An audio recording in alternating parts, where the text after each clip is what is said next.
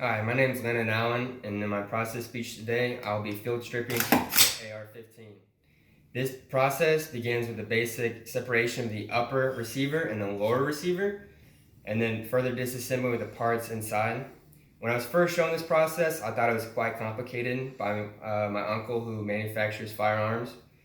In the later months, when I joined the Army National Guard and had a hands-on experience with the M4 carbine, it has basically the same setup as the AR-15 rifle with the same interior with the upper and lower receiver and parts inside the rifle.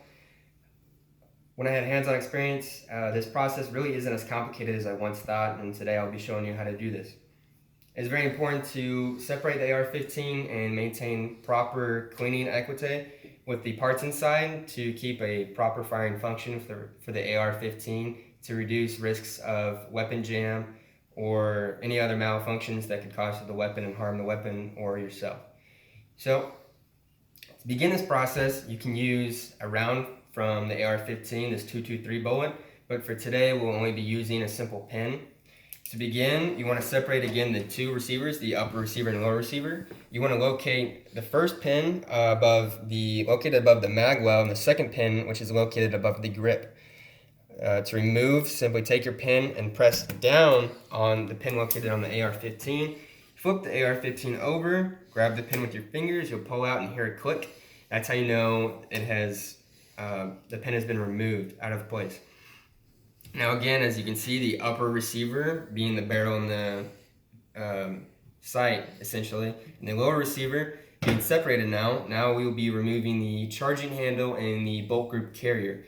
To do this, you will simply take your right hand or your left hand.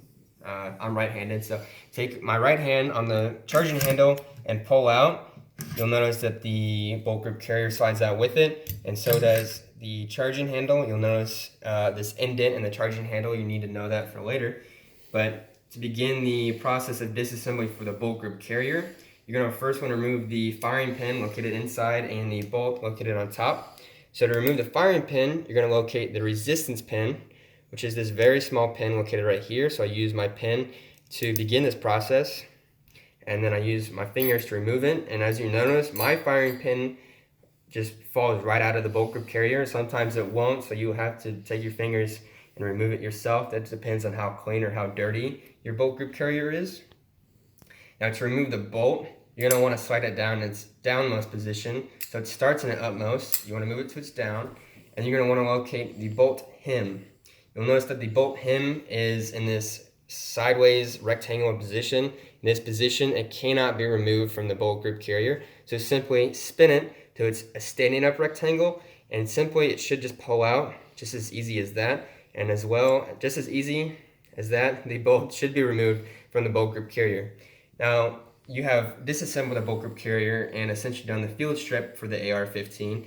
Then you want to make sure these parts are clean to again maintain a proper firing function for the AR-15. And so to reassemble, you simply go in reverse order of how you disassemble.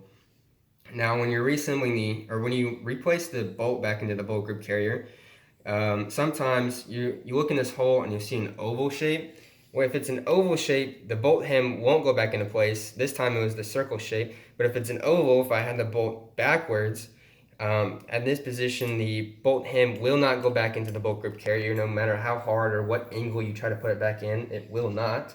So this is the manufacturer's way of telling you that the bolt is simply backwards, so just spin it around, and the bolt hem should go right back into place, and you're going to want to slide it again to its original position of the laying down rectangle and pull up on the bolt. Now for the firing pin, I simply take my left hand and cover the majority of the gaps of the bolt group carrier, and I simply drop the firing pin into place. If it doesn't go perfectly into place, just use your finger and push it down into place, and it should go back into place perfectly fine. And now to lock the firing pin in, again, you're going to take your resistance pin and put it back into the hole where you first removed it from. If it doesn't go back into place, just spin it around a little bit and keep pushing down, and it should go back into place. Now next, you're going to want to put your charging handle back into the AR-15, and you'll notice that it will not go back into the place where you removed it from.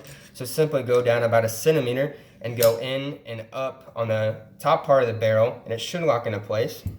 Now that indent that I mentioned before and the charging handle is going to fit into place with this metal groove of the bolt group carrier. So simply put that in the charging handle, move it around a little bit, and it shouldn't lock into place just as that. And then you're going to put the two receivers together. As you notice, there's still a gap here. This is just meaning that this pin that we removed at the beginning is not out all the way, so simply pull it out and then push it back in. You should hear it click. That's how you know you're good. You're gonna notice the dust cap is out, so you just want to push that back into place. That's going to prevent any excess dust, dirt, or grime getting into your AR-15, which you want to prevent as much as possible. Now I've essentially done the field strip for the AR-15 and reassembled it. Now I want to go over some things about the AR-15, first being the bullet caliber. This is the .223. This can be switched out with a .556 or even .308, and that all depends on, those are all just different bullet sizes. That depends on the barrel size and barrel length, which can be changed very easily with the AR-15, as long as it keeps in regulation with the Missouri State Constitution. Basically, you can't have the barrel too short or too long. As you can notice that this slug for our Remington shotgun will not fit into the barrel, obviously, and if you try to fire this shell, it's not going to work, and even if it did, it would not end up for you or the AR-15, so I do not recommend firing the shotgun shell out of the AR-15.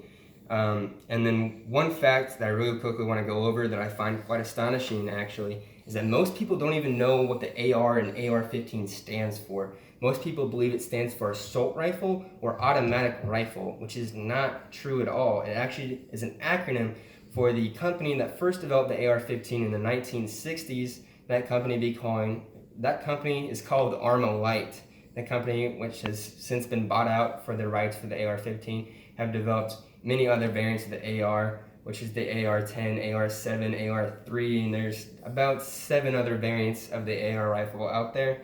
But the most commonly known one is, again, the AR-15, and it is a shame that most people believe that it stands for assault rifle or automatic rifle, which neither of which are true, neither of which exist.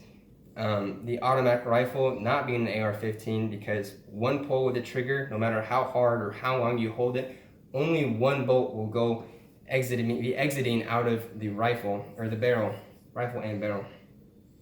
So now that you know the simple fact, and now you know how to do the basic field strip for the AR-15, if you ever find yourself in a position that you need to maintain your weapon, now you know how to do so. So thank you for watching my process speech.